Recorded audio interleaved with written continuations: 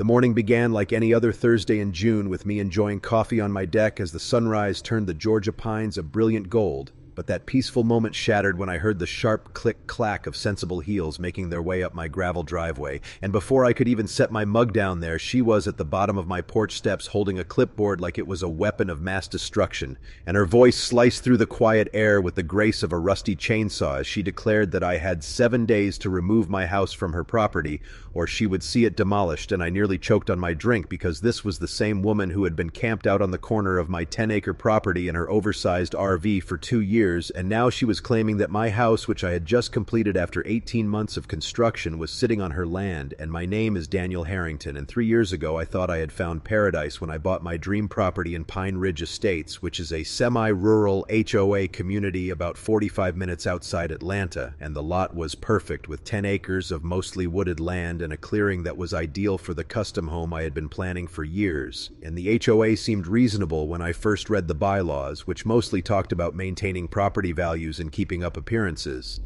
But what the paperwork did not reveal was that the HOA president, Patricia Donovan, ruled the entire neighborhood like it was her private kingdom, and she saw every new resident as either a loyal subject or a threat to her power. And Patricia was the kind of woman who wore pearls to power wash her driveway and thought calling code enforcement was a perfectly normal hobby. And she had been president for 8 years, mostly because nobody wanted to handle the paperwork, and everyone was at least a little afraid of what he might do if removed from office. And the first time I met her, she appeared at my property while I was clearing underbrush, telling me I had to submit a vegetation removal request in triplicate before touching another branch. And when I explained that the area was far outside the HOA architectural review zone, she narrowed her eyes and said she would be watching me, and I had no idea how serious she was about that.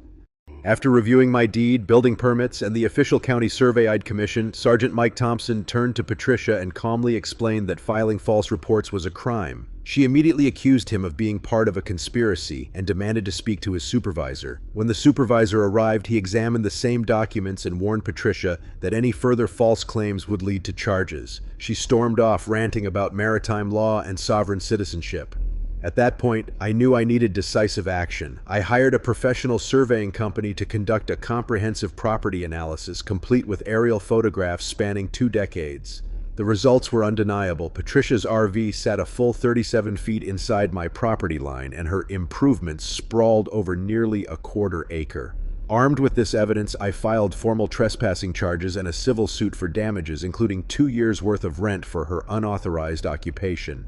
The showdown came at an HOA board meeting, packed to capacity with neighbors eager to see the drama unfold. I presented my evidence step by step, surveys, aerial shots, and a timeline of Patricia's encroachment. The room gasped when I pointed out an HOA bylaw stating that any structure illegally placed on private land for more than 365 consecutive days could be claimed as abandoned property. Patricia had been squatting for 738 days. Her defense was a masterclass in creative fiction. She accused the surveyor of bias because he was allegedly her ex-husband's cousin, claimed her spiritual advisor had confirmed ownership through crystal meditation, and even argued that her RV wasn't subject to property laws because it hovered slightly above the ground. But the board, many of whom she'd bullied for years, had finally had enough. Board member Harold Fitzgerald, whom Patricia once fined for leaving trash cans out 31 minutes too long, moved to support my claim.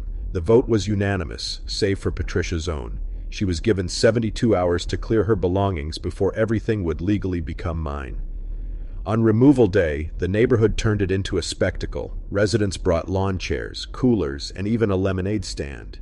Patricia tried chaining herself to the RV, but abandoned the attempt after realizing she'd forgotten the key to her padlock. She called the police, who simply observed. She claimed mechanical failure, but the tow truck driver pointed out the RV hadn't moved in 2 years. As it was hauled away, she followed it on foot, shouting about injustice and tyranny.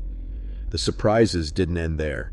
During cleanup, we discovered she had been illegally tapping into my water and power lines for the entire 2 years, costing nearly $8,000.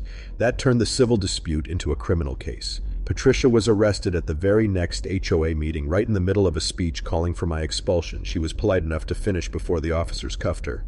In court, her lawyer argued she thought she was connected to HOA utilities, but the prosecutor proved she had paid someone in cash to splice into my lines.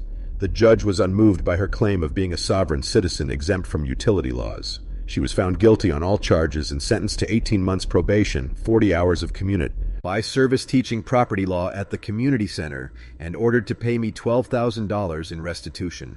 As the judge read the sentence, Patricia fainted, though the bailiff noted she landed suspiciously gently.